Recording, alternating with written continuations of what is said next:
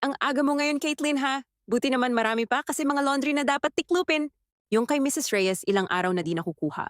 Pakitext mo na lang siya, baka nakalimutan na niya naman. Tapos yung kay Ali naman, tapos na din yon, kahapon pa.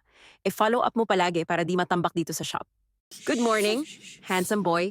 Ganda ng tulog natin, ha?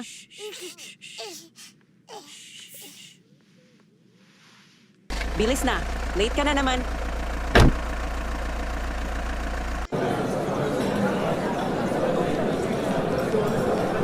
Buti naman di ka na late ngayon.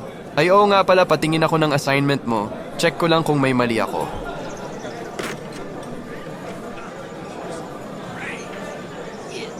Mangungopya ka lang eh. Palusot ka pa. Hoy! Baka nakakalimutan mo magkasunod lang tayo sa ranking. Ahahaha, magtulungan na lang tayo. OA nito. Zoe! Pakopya ako assignment. Sige na, please. Zoe, ako din, please. Grabe, wala Zoe, talagang nag-reply sa pakicheck akin sa nga nito group chat. please if tama ba to? Hoy! Grabe, paupuin nyo naman si Zoe. Grabe, kakarating lang eh. Okay, everybody quiet. Okay, you are now arranged according to my liking. No cheating, no asking questions to your seatmate. You may now take the quiz, and when the bell rings, you can take your lunch.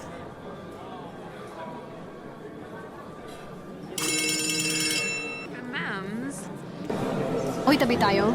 Ano bibilhin mo? Wait, upo ka muna, CR lang ako. Ate mo! Ba't di kayo masyado nag-uusap sa school? Kasi ate ko siya. Hahaha, nahihiya kasi ako. Tsaka ayoko nga na dito siya nagtuturo eh. Yay! Friday na. Ano plano niyo bukas, guys? Di ba may practice kayo bukas? Yung para sa dance presentation nyo sa acquaintance? Ha? Tuloy ba yon?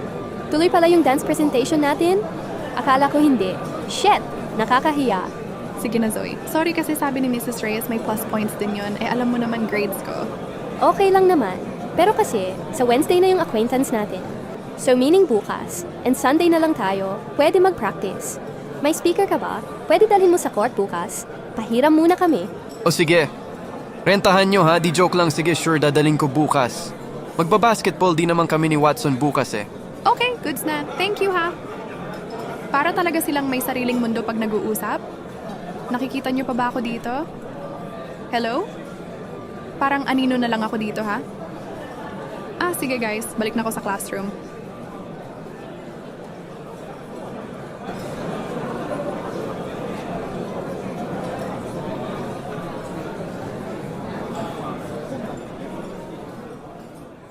Everybody take your seat now.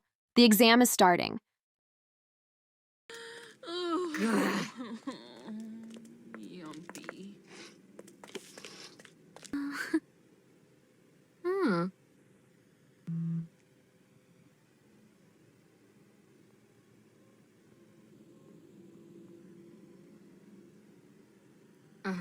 Buti naman lumabas talaga yung mga ni-review ko. Kung hindi, iiyak talaga ako. Ang hirap naman nun. Akala ko ba nag-review ka? Hindi lumabas ni review ko. Ano, sabay na tayo umuwi? Di ka sasabay sa mama mo? Di ba may meeting ngayon? Sasabay na lang ako kay mama at ate. Sino ba kasi naglalagay ng love letter sa locker ko? Aba, ewan ko. Ba't ka galit sa akin? Huwag ka nga sumimangot, di bagay sa'yo. By the way, pupunta ba mama mo? Hindi ko alam. Baka si Lola pumunta. May duty pa kasi si Mama. Oo, Ma. Akala ko po si Lola yung pupunta. Nag-request ako early out sa clinic. Third floor yung meeting, di ba? Yes, Ma. Hintayin na lang kita sa kantin. Okay, kumain ka na lang din. Baka matagalan pa kami. Magandang hapon po sa inyong lahat, parents. Maraming salamat po sa pagdalo sa ating meeting ngayong araw.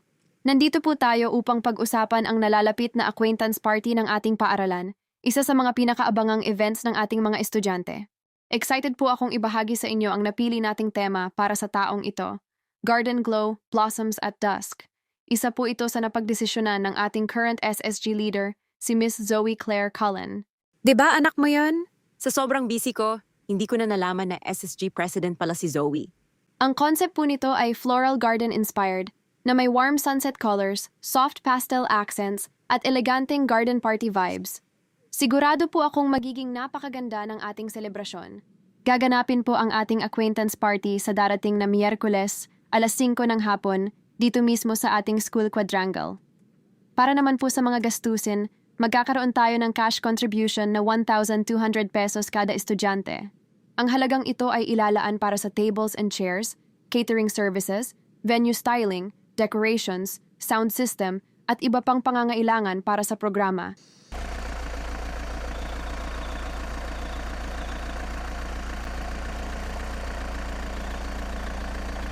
Yes, Dad.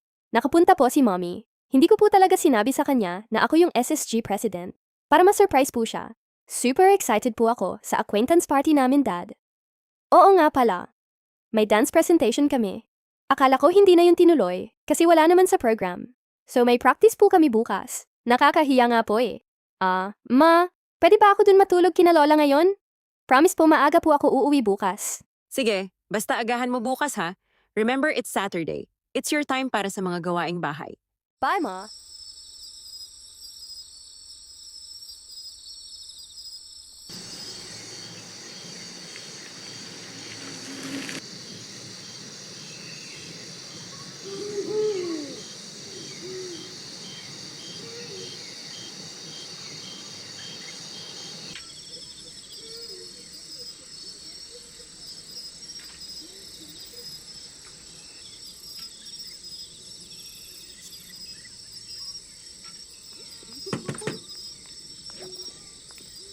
Hi, Lola. Good evening po.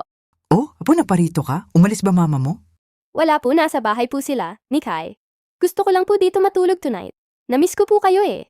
Pero maaga po ako uuwi. Bukas nag-scooter lang po ako. Sabi ng mama mo, top 1 ka daw sa school. Galing naman ng apo ko. Buti naman at nakapag-adjust ka na sa bago mong school, apo. Thank you po, Lola. Mana po ako sa inyo eh. Mas masaya nga po yung school ko dito, kaysa sa UK eh.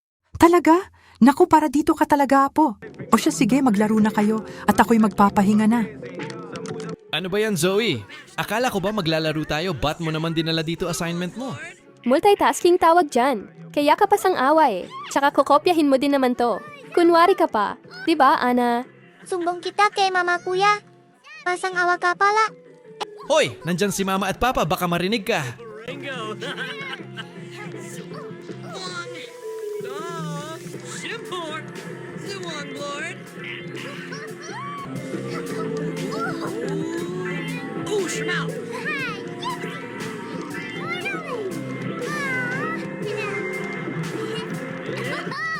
Sana hindi ako buntis. Wala pa kaming sapat na ipon. Wag naman po sana.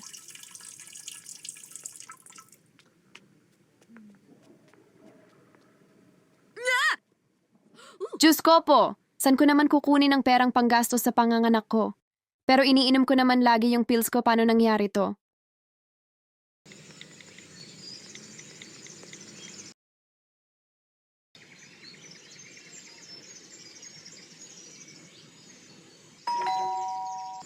Sino po sila?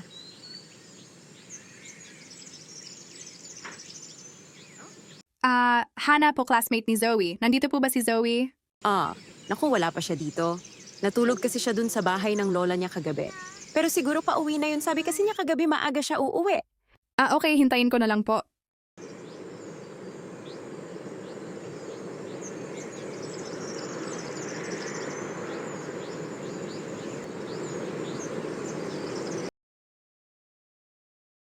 Hi, Hana.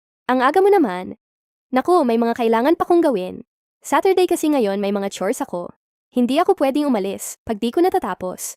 Sige, okay lang. Hintayin na lang kita. Pasok ka muna sa loob.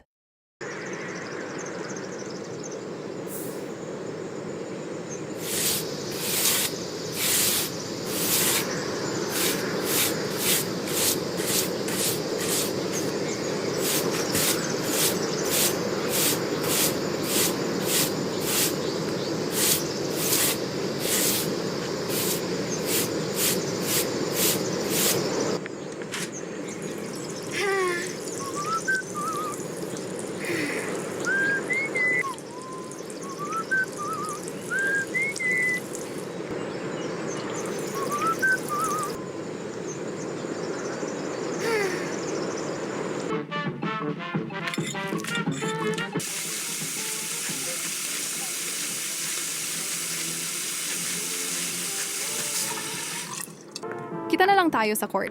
Andun na kasi si Aki at Millie. Sige, be.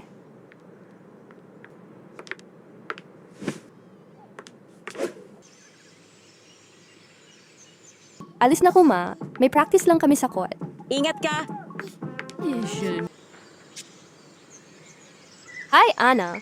Ano ginagawa mo dito? Ba't ikaw lang mag-isa? Napadaan lang ate. Inutusan kasi ako ni Mama bumili ng suka. Eh wala kasi si Kuya, tumakas na naman. Nasa court na naman yon. Nasa court nga yun. Doon din na mo pupunta eh.